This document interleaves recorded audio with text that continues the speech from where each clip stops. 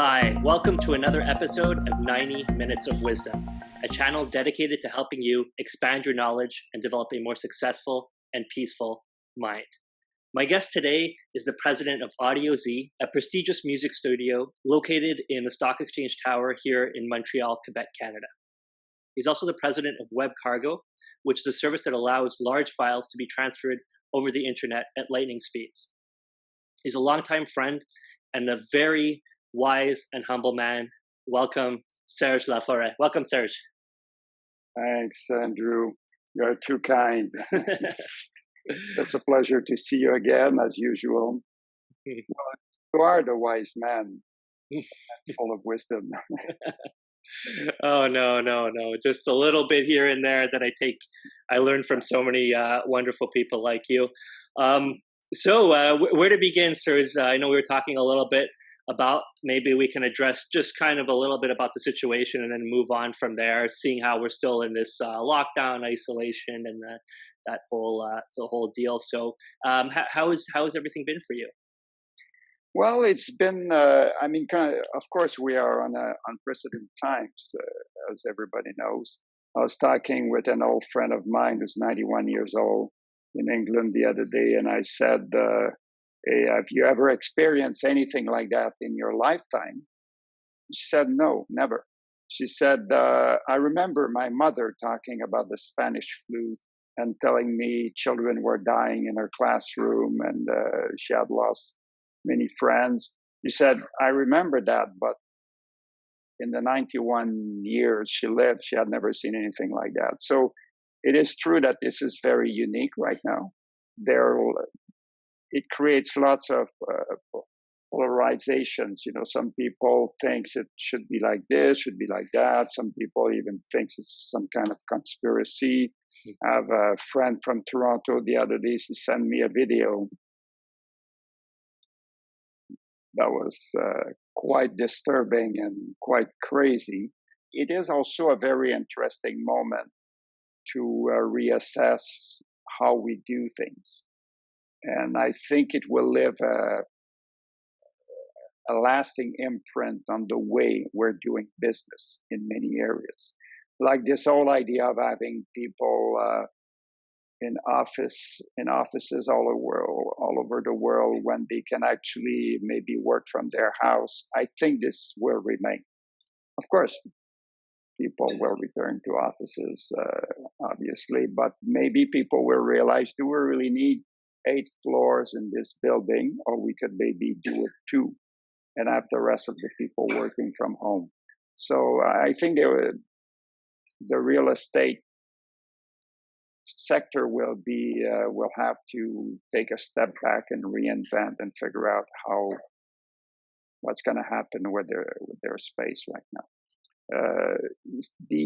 At the studio, because we're part of the essential, because we do advertising our core business is advertising, we continue to operate with a minimum of employees. We created some kind of booth that we manufacture for actors who brought it to their house so they could record, because the problem with sound is is the echo. To remove noise from a recording today with all the technology we have, if there's a noise of air conditioning or a constant noise, it's quite easy. But if you have lots of echo in a room, this is a challenge. So we created those 7 feet tall panels that actors can surround themselves with, and the microphone being in the middle of that with a table, and we could achieve wonderful quality. So we built quite a few of those. We bought a bunch of microphones. So that's been and then most of the engineer in the studio moved the studio in their house so they could remotely connect to one of those actors that were set up in their house and record them while we remotely connect to clients. Nice. And what have you been doing? Have you been doing some voiceovers for some TV shows and movies? Or? Yeah, we've done. We done a ADR with an American actors for an anime in London. Uh, I didn't know him personally, but yeah, Rob Delaney is supposed to be quite a well-known actor, and we did that, and it was kind of funny because when he walked in the studio, it was maybe end of February, beginning of March, and I extend my hand to shake his hand. He said, "Well, I think this time this is not fake news." So he said, "I think we'd better not Yeah. do so that." So we keep on doing that kind of stuff. So that kept going. We also do lots of audiobooks. We work for Audible extensively. We've recorded more than 100, maybe 125 books over the last 2 years. So that we continued because Audible, Amazon, I was very surprised how concerned they are about the safety of their employees. That may be against what some people think, but they were very, very, very concerned that we do not do any recordings in the studio. So that pushed us to do even more effort to set up people remotely. Yeah, yeah, So that's cool. That's fantastic. I know that doing an audiobook is long and painstaking to do. yeah, It's yeah, it's quite a job because not only there is the physical recording of the book, there is also the editing, and there's the QC, the quality control, because there's always a few words that slip by or a few lines that gets dropped along the way without anybody noticing.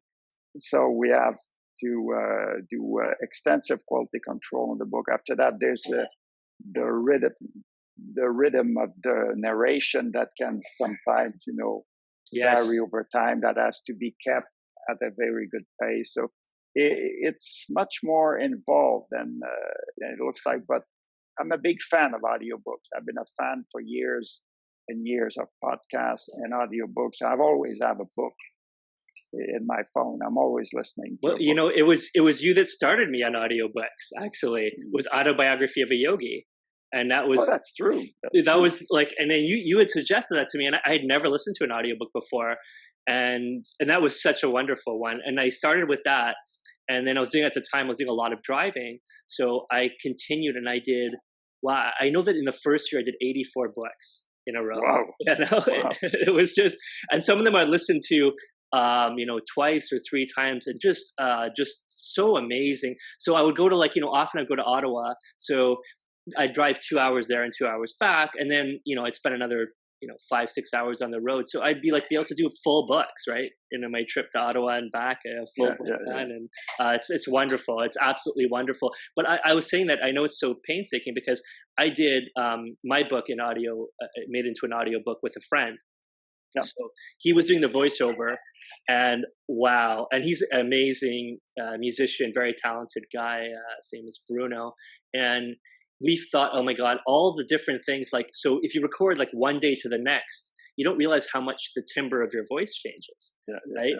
And then the microphone could be, you think, at the same distance, but it sounds very different Yeah. from one day to the next. And then, as you said, the rhythm of the pace, so you might have a little bit more energy. So Yeah. that's also different. Your voice is in a different key, Yeah. so it doesn't. It's so difficult. So we did. I thought, and the book that I wrote it's a very short book. It's Yeah. designed to be read in 30 minutes. It's not a full book, so I can only imagine the challenges that come with. I thought we'd bang it out in like 2 days of 8 hours, and it took, oh my god, it took about 8 days of 8 hours to do Yeah. it. Wow. No, it is the very first audio book I did. We did with a friend of mine. He has a beautiful voice. He's an English guy. So he had a beautiful accent and all that. But that was our first book, and it was a 15-hour book. I mean, Andrew, we must have spent about 450 hours on it. It was like ridiculous. And of course, it was a labor of love. It was a interesting story because it was a story of a survivor of the Holocaust. that was still alive in Montreal. I just happened to be at his cottage in the Eastern Townships, and Charlotte was there, and I took a picture of her and him together, and that ended up being the picture being on the back cover of the book, because because she basically, this friend, Leon Berger, interviewed her for over many years. That's why it's called Lunching with Charlotte, because he would go visit her and have lunch, and she will tell him the story about the ordeal she went through during the Nazi occupation with her family. And incredible woman. And then now with Black Lives Matters, which is probably one of the most significant events that is happening right now, it looks like hopefully it's going to help and change this situation right now, where we still live in a world dominated by whites, and Black people still have such a hard time to make it. Yeah, there's so many things that I don't understand at all. I don't understand war. I don't understand poverty. When there's enough or hunger, when there's enough food to feed the whole world, why are people going starving? I don't understand how countries don't have universal health care, how you can not have insurance, so they leave you to die on the side of the road. It makes no sense to me, the cruelty. And, we've just not evolved as a society to a certain level. And hopefully this is the kick in the pants that we need to evolve further. And the way I see things is like, we're all light beings, what does it matter, the shell that you're in, man, woman, whatever race. It's so low level. I mean, to judge somebody, or to base somebody, or treat somebody a certain way because of a certain physical aspect is beyond me. It's beyond me that we're still so, in some ways we're so advanced as a society, the technology, and then other ways in ethically, morally, we're just so behind. Yeah. It's a fear, it's a fear reaction, and people are afraid of what they don't know. And I think it's normal for the survival of the species. We've seen over the millions of years that people, animals, we have to get conditioned by what scares us in order to protect ourselves. So it's kind of a reaction. We see an animal and we get bitten. Then after that, every time we're close to the similar animal, we kind of scare and run away. It's a survival instinct. And people get conditioned the same way by the media, by those people are bad, those people are good, and it creates the same kind of conditioning on people. And then they are scared unconsciously of everything. And I think the pandemic is another good example. The level of anxiety it created on very, very young people, not only old. I'm not saying it's good or bad. There's just a level of stress and anxiety. You probably have listened to some comments by David Katz, who's an American doctor that gives kind of a perspective on the pandemic. I think it was very refreshing to hear his point of view. He was basically saying in a nutshell that instead of doing a horizontal lockdown, we should have done a vertical lockdown, which means we focus on the people that needs to be protected. It's easier said than done, but lots of energy should have been put on the long-term center for old people, because those people are definitely at risk. But to have locked the whole society, it's unsustainable in the long time. And now we're kind of seeing the results of that. People get impatient, and it's very difficult to imagine that we could lock down people for 2, 3, 4 years, because vaccines take years to be produced. Yeah, they're like I hear things on the news, and they're saying like, well, a vaccine could be ready by the end of the year, early next year. And then other people are like, you know what, maybe a vaccine, as you said, could take 4 to 5 years. And other people are saying, well, maybe a vaccine is just even not possible, So, yes. Well, AIDS, they've been working on it for 30 years, Yeah, well, that's it, right? That's it. So there's certain things that, it's hope, but, I don't know, but I wanted to ask you your perspective. How do you, because as you said before with fear, right? It's never good to have fear-based decisions, fear-based emotions. It leads to bad things instead of love-based. And Yeah. so it's always a fine line to try to say, like, so I take it very seriously. If I go to visit someone, I wear the mask. If I go to the grocery store, I wear my mask. I try to isolate as much as possible. And how do you walk that line where you say, it's like healthy precaution, but not to spread fear or to live in fear? Yeah. That's a difficult question, because the reality, depending on who we are talking to, some people, in order to react to some recommendation, will need to be pushed a little bit harder than others. Some people will be very rational and understand and say, okay, this is a serious situation, so we should protect older people and people that are at risk. According again to David Katz, he said testing should be done to get a sample, not to test 300 million people. It's impossible. But you can test 50,000 in a couple of days. And then you can draw a conclusion if you do real random samples where you test young, old, middle. After 50 or 100,000, you can have a picture. Okay, people with that kind of condition, they are really at risk. Those people are really not at risk. Yeah, and if you don't want to have any risk at all, then you say, okay, let's lock everybody up for the next 20 years, and then the virus will. But we know it makes no sense. As you said, there's a lot of people that are just asymptomatic, so they don't even know they have it, right? So then those people, they go along, and that's what makes it so dangerous. So they were saying, to make it like a less dangerous one is something that you get it and you just die right away. Then the virus is gone, but you get it, you don't even know you have it. Then you're going around and meeting people and you feel fine, and then they're contracting it, and some of them, those people aren't fine. So it becomes it definitely becomes a very big challenge. But as you said, like, what can we? At least we have the technology, like this Zoom call. As you said about doing these recordings, very intelligent. The way you did, you set up these booths. You say, okay, how do we move forward? This is the current situation. I always like to look at things like that, right? Say, you know what? Let's see where we are right now, and where we should go in the future. Not get too hung up on, oh, this should have happened or did whatever. We are where we are, and I think that there's the right ways to move forward. There's no easy answer to how people should behave. I finished another book, How to Survive a Pandemic, by Michael Greger, the doctor that wrote How Not to Die.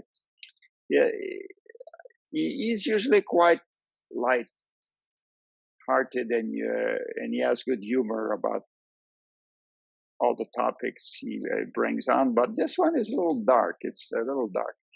What I found very interesting about this book, maybe I'm very ignorant, maybe I was the only one didn't realizing that, but it seems that viruses, those pandemics, comes from the industrial raising of chicken and pork, hogs. And this is within those animals that the mutation of the virus happen and eventually will get transmissible to human. It's a very interesting aspect of the virus genesis that I didn't know. So we all know it comes from wet market as well, like in Asia, where they have the bats. That's what they were explaining. They were explaining that a bat could have a virus, and then like a pig and a chicken and a snake, and that's different. Like their particular virus is not transmittable to humans, but when you put them together and they have these viruses, those viruses somehow mutate together and then humans become susceptible to it. Yeah. So it's really, again, all of it, I keep seeing the same signs, is about protecting the environment. Like, it's unnatural to jam all these in close confinement these animals that are from different regions, like a bat lives in a cave and, a snake is whatever in a forest or a jungle or something, and you're putting them all in close proximity. This is a problem. Not treating the environment correctly is a problem. The root of the problem, I have to say, okay, what is the root of the problem and how do we address that? And I think that that's a lot of comes down to the environment and respecting nature, respecting this thing that humanity is lost. It's all about dominating nature, instead of living with nature. Yeah. The chickens, for instance, they put 50,000, 100,000 together, stack on top of one another. They feed them with antibiotic because they're so stressed and so sick that they would die. So they give them all sorts of antibiotics. They treat them in a horrible way. It's just unbelievable. I didn't know any of that. It's just unbelievable. And because the agriculture, the meat industry in the U.S. is self-regulated, which is kind of like hilarious when you think about it. So they say, oh, well, we had a farm with chickens were infected. We killed, 20 million chickens. But the way we can grow them so fast and so fat, we still make more money with this technique. But now, when you take the social impact of all the people that get sick from eating those and all the pandemics that influenza and all that, the social cost is way, way, way, way higher of when they focus only on their industry. So that's another reality that is very sad. Now, the dark side of the book is saying the virus we have right now is pretty benign. But he said if it was an H1N5, for instance, it could be like 50, 60% of the people that would die. That's so it could eradicate like a billion and a half. That's right. Because look, and that it's very, as you said, it's dark. But the thing is, it's I understand because we had H1N1, right, and we had these things. Okay, COVID-19 strain or whatever, right? And I've seen documentary before. They're talking about the Arctic and how the ice is all melting. Yeah. And they're saying that there's some viruses that are trapped for millions of years in this ice, and because again comes down to the environment and abuse of the environment, because the polar ice caps are melting, that they could release these pathogens that are so deadly because we have no immunity to something that's millions of years old. This was a while ago, and that's it. It's not to say like, okay, we're out of the woods. If we get through this, we're out of the woods, and this is okay, and it's another 100 years. I don't think so. If we don't start changing a lot of things very rapidly, why wouldn't there be another one, right? Yeah. Well, they're even surprised that we didn't have a more severe one. There's been some very, very severe pandemics that happened over the last 50 years that were quenched at the beginning, and like Ebola or like very, very deadly things. But it will happen. Besides, there's so many documentaries and books, the China Study, Forks Over Knives, Game Changers on Netflix. So many things. It's proven that over and over and over, our teeth aren't made for eating meat. Our digestive system is for plants. And it's just obvious, but we don't change. Now I'm guilty of it too. Like I try to eat as like little meat as possible, but I still eat meat. But I know that I plan for. I've gone vegan several times, but I haven't had, lasted a month, 2 months, and then I go back and something like that. But I know I'm going to go 100% vegan. It's just the right way to live. Well, but I don't think it's necessary to go maybe to the extreme, but at least the fact that you're conscious and you reduce your meat consumption is already wonderful. And if, only 10%, if the humanity would tomorrow consume 10% less meat, it would already have an incredible impact on the environment and on those creatures. For me, it's difficult to understand how people can have a cat, can have a dog, And when this animal passed away, it's almost as they lose a child or anything. But at the same time, they have no problem seeing animals that are killed in a very barbarian way. We're a very strange species, when you think about it. Mm. Wow. Yeah. Not to think there is a sensibility or there is some that they're not sensitive Of course. beings. Well, they show that. I mean, even plants, when you rip out a plant, the plant next to it realizes that plant, its plant friend or neighbor, has just been ripped out and reacts to it, right? And there was a show called Alone. I don't know if you ever saw this. And what it is, it's kind of like Survivor type show. Where these guys, they go in this season, they're in the Arctic, and they have to survive for 100 days. So they have to and they got nothing, right? So they have a bow and arrow and some very basic supplies, and they have to find all their own fish and hunt the animals. And every time they trapped and killed an animal, the majority of the people they cry because they capture this animal, like, oh, I got this rabbit. And they look, and then they're like, and then they always pray. They say, thank you for giving your life to me.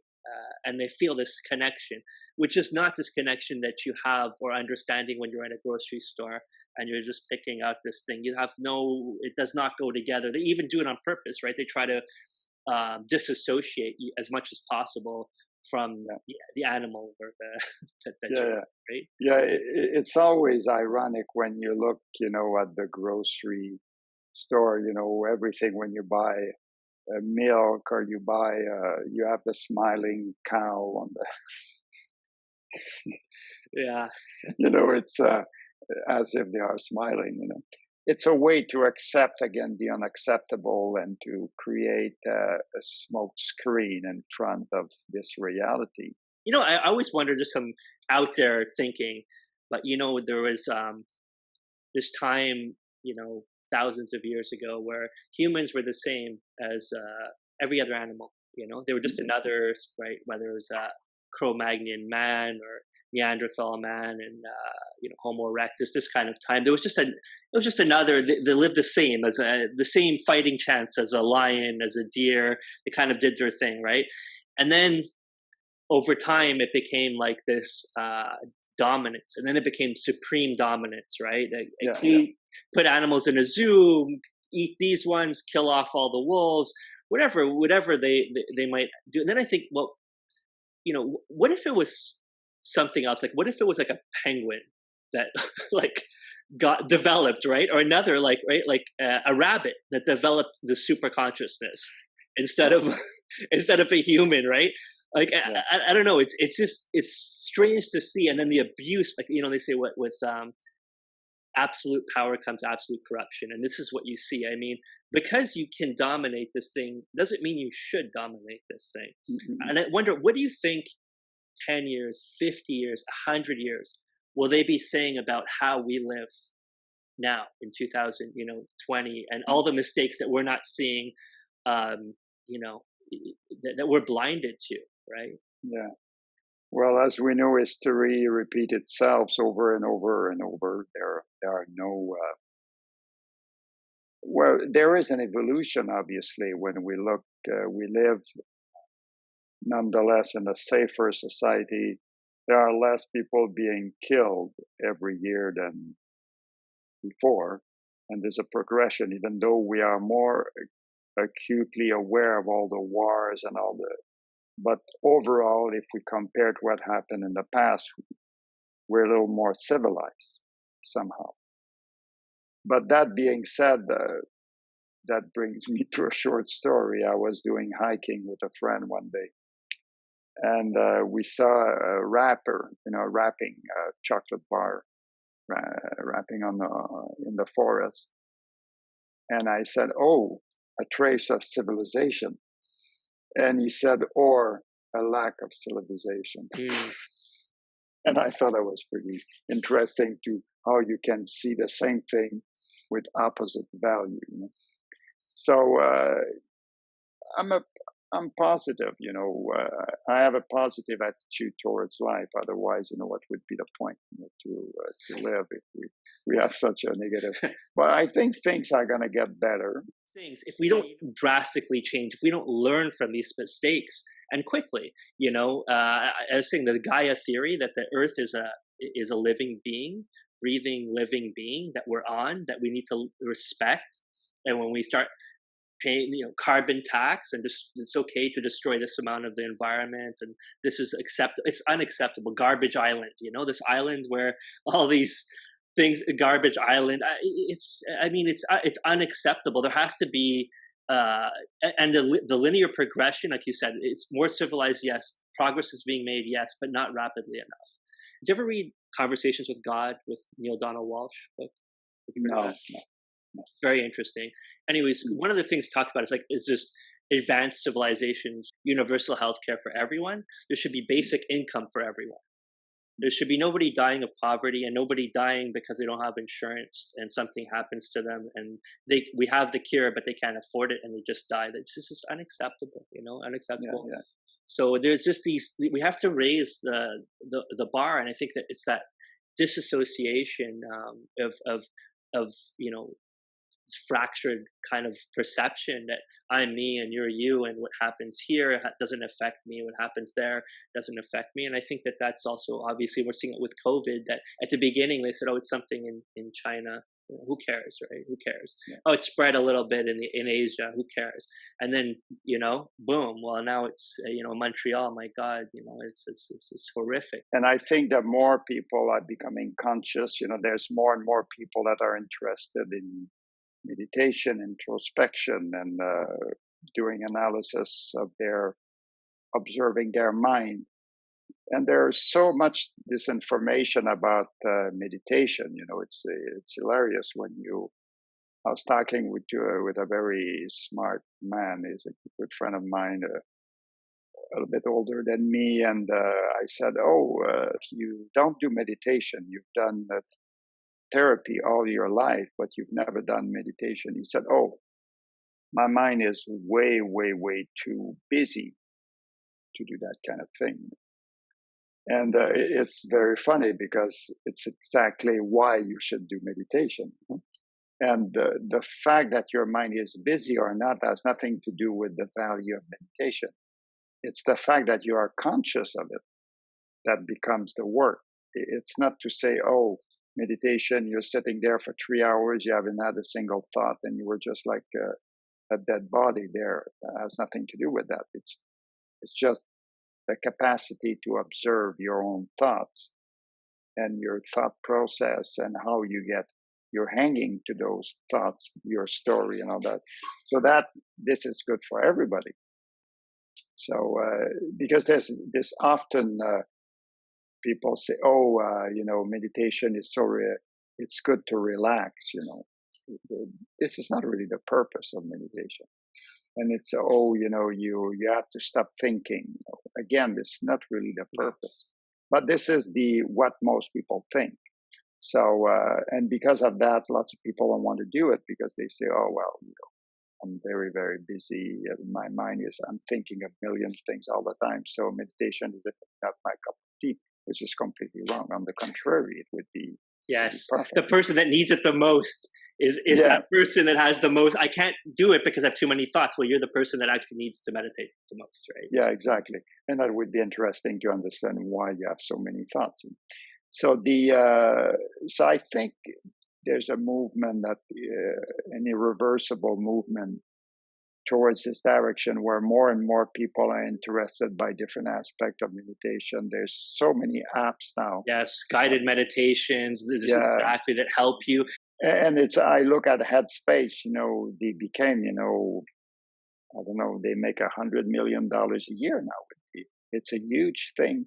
It's a beautiful apps. I like, and there are many, there are 10th Person Happier with Dan Harris, which I think he's doing, with his podcast, he's doing a great work, to bring also some guests that are kind of stars in this world of meditation, Jack Kornfield, Epstein, and all those famous people that have been doing it for so many years and have written so many books, and people had so many retreats, and so they're really, really knowledgeable about what they're talking about. to me, this is what's going to save the world. It's a conspiracy of love, a conspiracy of compassion. This is what's going to save the world.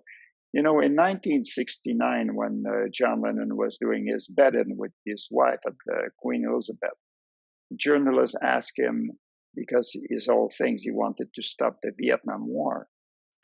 And he was very serious about it. He was doing his bit as an artist. And because he had a large tribune, people would listen to him. And a journalist asked him, he said, well, the problem, we have to change the government. And John Lennon said, you want to change the government for what? For another government? He says, it's always going to be the same. He says, the people that can do something, it's not the government. When I was much younger, maybe I was 19 or 20 years old. I remember I was living in a building downtown, and I thought it was quite beautiful. There was this man that was maybe 35 years old. And he told me one day in the elevator, he said, you know, my dream in my life was to have a Mercedes Benz. So this is my dream. That was the dream of my life. So he said, now I bought one. He had the smallest Benz ever. And I kept seeing him, you know, weeks after weeks, and he was still in a state of happiness, you know, and grace because he had this car. And I was thinking, my God, you know, I envy him, you know, if my life could be so simple, you know, as having a car and then I'm happy. And because I realized very early on in my life that material possession never made me happy. Right. Well, I couldn't agree more. They say one thing is, they say it's 21 days is usually the maximum, no matter what you get. So you get the new Mercedes. After 21 days, you start winding down, and now what else can I buy? What else is going to be? Yeah. So one is they say Tony Robbins says happiness is progress. That's the only way to be happy, is to continuously progressing. So whether it's meditating, progressing internally, progressing in the outer world, developing more, building more, creating more. This is what he just says is the way to be happy. And I think, you know, what you're saying too is to look, I completely believe in that, to look inside. And when you said about John Lennon 1742 room and all that stuff, and he was 100% correct, is that you're always going to look outside. You're going to say, people say, oh, it's my government's fault. It's too much taxes. It's my boss is an idiot. This, my wife. You blame external. It's nothing. Everything is internal, right? Everything's internal. It's nobody's fault. But Andrew, look at all those people that blame all their life what happened to them when they were 5 years old, what happened to them when they were 7 years old. Oh, my mother was like that. Oh, I would have become an engineer, but my mother wanted me to be a priest, so I became a priest, and I've been unhappy all my life, or whatever nonsense. And I look at my father. You know, there were 15 children. My mother, there were 15 children. So, of course, raised, you know, Lac Saint-Jean on farms, very, very poor and all that. And when you'd go to grade 3, you'd be lucky. And my father, my grandfather could only afford one son to go to university, and he picked up his brother. And he was really upset about that because my father would have liked to go to university, and his brother was not interested to go to university, but eventually he's the only one that went. But my father, until he died, hated his father and could never forgive him the fact. But when you think about it, he could have gone back to school when he was 22, 25 years old. You know, there was no problem with that. But he preferred all his life to put the blame on his father instead of saying, oh, I could have done it. I'm the one that I decided to become an alcoholic instead, and I became a loser instead of taking my life into my hands. And it's very, very sad when you think this kind of situation follows you all your life. Yes. Instead, at one point, you put the foot down and you say, okay, now I'm an adult. I got to do something. Of course. I'm going to try exactly. But I think that, I wrote this in my book, is that, the difference between a guy who meditates 30, 40 years and develops himself super high, the biggest difference between him and the average person is the capacity for forgiveness, Yeah. and this is huge. So to forgive yourself and forgive other people immediately. And forgiving yourself can be very, very difficult, sometimes more difficult than forgiving somebody else. But you need to forgive them and move on. When you hold this thing, it's such a poison, right? The famous quote, they said, holding a grudge is like drinking the poison and expecting the other person to feel the effects of the poison, right? Forgive yourself, forgive others, and then gratitude, be grateful for everything you have, right? These are so important. And then make love-based decisions. It's kind of like all kind of goes together.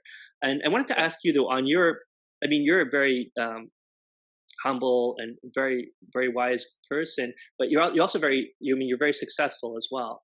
So how do you how do you manage that mentally, or how does that work together? How do you balance that? Oh well, successful is a big word. It's very relative. So considering where I started from, I think I did pretty well. I'm quite satisfied with my life, and I still see the many more things to do and many more challenge to take up. Get out of your comfort zone every day is very very important.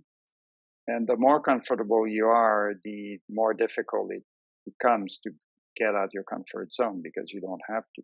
I had the chance to meet very inspiring people, and like I've climbed mountains, a few mountains in my life. I would have never done it on my own, but I had those friends that say, "Oh, good, we're gonna go climb the mountain. You want to come along?" And I said, "Oh, sure." So I did the Grand Paradiso, I did the Mont Blanc, we went in Patagonia and all that. And the Grand Paradiso was quite an experience. It's 4,600 meters, and there are some very, very difficult paths in there that challenge your sense of fear. I'm not very brave, with heights. And this friend I was going with, he was older than me and in incredible shape. He's another person that is very, very comfortable and has been extremely successful in life, but he still find pleasure to go out of his way and to do like very adventurous things just to force himself to reinvent himself. To go back to your questions, I don't think I'm particularly successful compared to lots of people, but yeah, it's true from the background I had. Considering my father left us when I was 5 years old, and my mother was schizophrenic and all that. She was left with three boys on her own, with no education whatsoever, to have to fight to feed them and all that. This situation that my parents created and this hard time may have given me the drive to do what I've been doing. So in a sense, they've been helping me in that sense. That's a very positive way. I love that. That's wisdom. That's a positive way to look at it. Those hardships gave you the strength to make you the man you are today. But that's very positive way. That's a very nice, it's a beautiful way to look at it, right? And as you say, other people, and I would say as against the odds, a lot of other people would have held this this pain, unfortunately, for their life, and may use this as an excuse, which in a certain way is almost a bit valid of an excuse to say, well, I had. Well, when I was, when I was maybe 8 or 9 years old, I remember I had an uncle that was kind of an idol because he had been a successful man in his own rights, starting against from absolutely nothing. And I remember one day, I don't remember why he was saying that, but he said, "Oh, it's like the driver with the, with the dent in his car." And he said, it's this idiot, that hit me, and I was not responsible at all, and all that. But he said, and then you see him a week later, he has another dent, and he has another story how this other person made the problem for him when he was completely innocent. He said, when it's been 3 or 5 times, he's telling you that over 6 months, and then you understand he's just a bad driver, Yes, and yes. you don't believe him anymore. You understand that he's just transferring the blame instead of looking at him as, okay, I'm a bad driver. I have to do something about it. He's just blaming every time there's an incredible circumstance that Of course. created the problem. But the thing is it's his energetic field, right? It's his thoughts and his energetic field is attracting these people. And he probably wasn't there when the guy banged him, but he put so much focus and so much anger and so much, the universe says, we'll send another car to hit him again because he hasn't learned anything. And he keeps, and then by telling this story and getting some kind of weird satisfaction out of saying, look how it perpetuates, it creates the reality more and more in this field. So that's something I'm always trying every day to figure out more and more, is how to develop that field around me to attract all the good things into my life, all the positive experiences. And it's nothing, as you said, was perfect, but how to, I want that in my field so that there was a guy, I'll tell you one quick story. There was a guy that always had the worst luck. Okay. And I was working with a friend of mine and him. We'll call him Alex, okay? It's not his name. We'll call him Alex, okay? So there's my friend and Alex, and every time, so we would decide where we would go for lunch, and every time Alex decided where we'd go for lunch, it was the worst lunch ever. It could be our favorite restaurant, but they ran out of the food. It was cold. It was whatever, and we started realizing that, oh my God, like this guy has a perfect record of picking the wrong place every time he picks. So we made an agreement. We said, okay, we'll wait till we'll say, where do you want to go? And we'll let him talk first. And whatever he says, we will say, no, we're not in the mood for that, no matter what it is, right? And so then we started that, and that worked really, really well. We started going to the restaurants and having positive experiences. And one day, we were in Toronto, I think. Yeah, we were in Toronto and for a business thing. And the three of us are walking, and this truck goes by with a tar, like hot tar to redo a driveway, and hits a bump, and this one drop of tar flies up in the air, and it lands right on that guy's shoe. And he's just bragging how he has some brand new, beautiful suede shoe, beige shoe, and this one drop and just spoils his whole shoe with tar, right? And I think, in one way, it's awful being around him because of this thing. But in another way, it's like when you're with somebody that, sometimes when you go in nature, mosquitoes love to bite one person. So they never bite you because it attracts all the negativity. This guy's like having a lightning pole, that it'll always strike him. So you're safe, around him. It's so funny, but it's like, it's not like one time it happened. It's like over and over and over. So it doesn't matter what the person says with their mouth. I know what they're thinking because of their experience, right? That's it. So I don't have to say to somebody, tell me what it is and try to figure them out. Just tell me what happens in their life experience, what they're surrounded with, who they're surrounded with, and I already know what's in their thoughts. Right? Yeah. And I remember, when I was 15 years old, Marcel Marceau, the famous French mime, came to Montreal. He was doing a few shows in Montreal, but he was also giving a conference in a college, ANSIC, CEGEP in Montreal. And for some reason, I don't know why, I ended up going to the conference. It was fascinating because he started this conference saying, he says, mime, usually they don't talk. So he said, it's a little bit unusual for me to give a conference, but he said anyway. So he started his conference like that. And then he showed the walk, the moonwalk that Michael Jackson learned afterwards. He was doing it, And at one point he looked at us. He said, there are people that will tell you in life, sir, I am very honest. I'm a very, very honest person. He said, I'm going to tell you something. Those are the people you should be worried about. And I thought it was very funny out of the blue he said that, but then it stayed with me all my life, and I realized that often when some people say something too strong, it often exactly the opposite of what they think Yeah, inside. they're trying to convince you Exactly. because they're worried that because they know they're dishonest, so they're trying to sell you, right? They're trying to sell you. It's like when somebody talks too much, they're lying, right? I was saying before that buying thing never made me happy, but I should correct that a little bit when it was for me.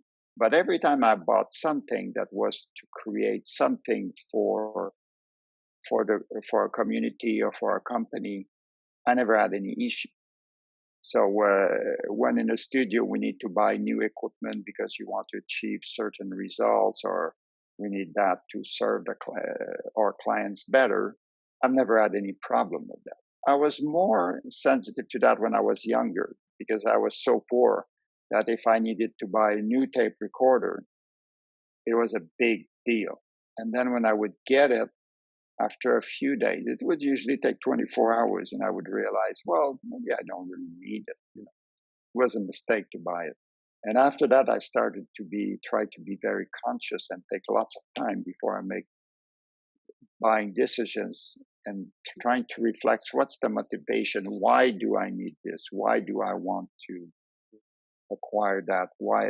And then eventually it's helping to make, I guess, more informed decision instead of being very impulsive. I mean, because there is a saying that says, when you own a lot of objects, the objects start owning you, right? Oh, And I know I've seen that with people that I know that were quite wealthy, and they bought a boat and they bought a country house and they bought that, and then it's just like it's such a headache. There's a problem with the boat, this you're paying all this money for docking it, and then you have this property and you have to pay somebody and there's problems with that, and then it's like, well, do I I'm big into minimalism. Not that I have the choice, yeah, like I have the finances to be anything but I buy nice things, very few. That's my key. yeah, I have a very nice TV. I love my car. I love my speakers, Sonos, right?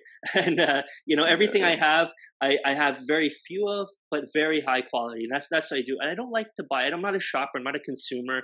I don't like to buy anything if it's needless, because then you have to take care of it, and it's just a headache. It's a headache. it's just become extra weight, extra Yeah, baggage. yeah. And just to what you said before, when they did this experiment and they gave somebody $5, $10, $20, and they said, go $5, go and buy something, come back, and they fill out a form, $10, $20, and then they said, okay, now take that same $5, but you have to spend it on somebody else. $5, $10, $20. So one person went and they went and bought somebody some coffee from Starbucks with the $5, $10 some little trinket, $20 some little jewelry for somebody, and they came back and they made them fill out a bunch of little short survey, and all of them that bought whatever they bought for themselves felt no difference. Do you feel happier? No.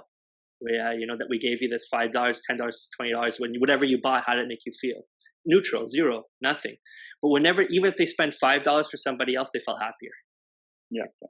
And this is an amazing thing. It's like giving gifts, and when at Christmas or whatever I receive, it's great. And I have a very generous family. It's never even close to when I get that perfect gift for that person and watching them open it and their face going, "Oh my God, it's the perfect gift." That's Yeah. you can't top that, Yeah. Yeah, the Mathieu Ricard, that you probably know, the Buddhist monk, the French Buddhist monk. I don't know if you know him, Mathieu Ricard. He's a very interesting man. He was his father was a very famous philosopher, French philosopher, Jean-François Revel, and Mathieu Ricard did a PhD, I believe, in molecular biology, and he was doing research at the Pasteur Institute in France, so very, very high level, for several years. And one day he decided he would become a monk, and he went to Tibet, and he became the translator for the Dalai Lama. Wow. And he does conference, and he's written several books. And he is a very, very wise man, and extremely smart, and very, very rigorous. When he writes, it's very, very, very well written. And so his books are very interesting on how to see the world. And in one of it, he comes to Quebec about once every year or two to give a conference, to give a talk. And he is a fascinating man. And he said the last time I saw him, he said, I did a meditation in my little place I have in Nepal or wherever he is. And he said, for 2 hours, I tried to imagine what could I have more to be happier. And he said, after 2 hours, I realized I had everything. I don't need anything else. So that's why I'm so positive about the future of the world, because I think humanity as a whole is going to get more and more conscious.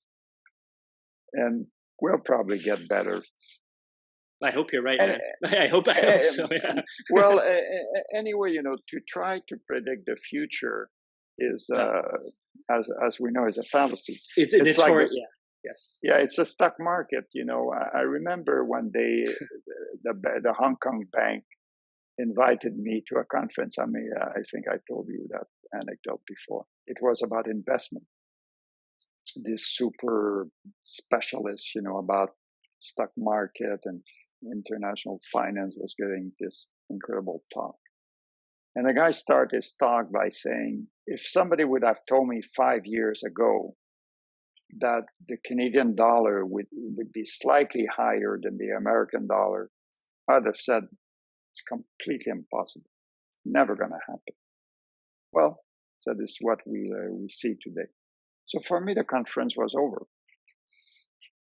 I didn't have any. What are you going to hear? What are you going to learn? What am I going to learn from this guy that's going to tell me all sorts of theories and stories? Stock market's going to go there because of this and that and this.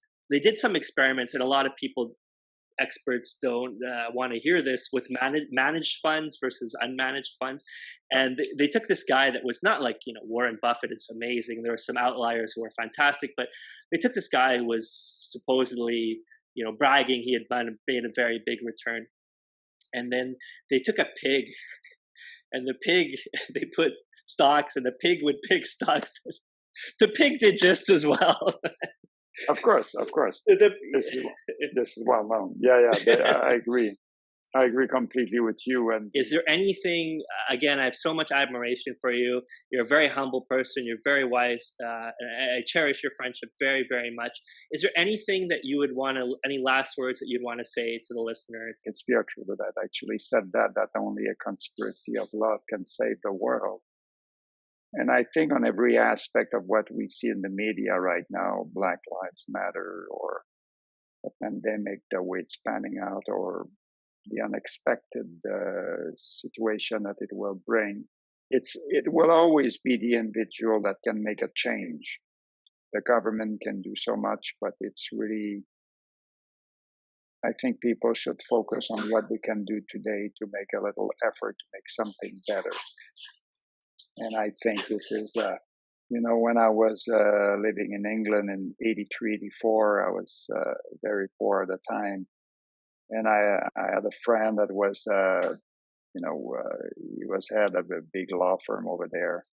And he told me, and he helped me a lot when I was there. And one day I said, well, how can I repay you? What can I do? He said, well, I don't need any money. But he said, there are people that helped me along the way. And he said, what? And they told me when I was trying to repay them, no, help somebody else along the way. And he said, this is what you will have to do eventually, is help somebody else along the way. And I think it sounds like a cliche, but it is a very, very important things to do. And I've been trying in my humble way to do it to the best of my ability. And one thing Steve Jobs said in his commencement speech at Stanford, he said, I live my day as if I was going to die that night. And it sounds very cliche and very easy to say.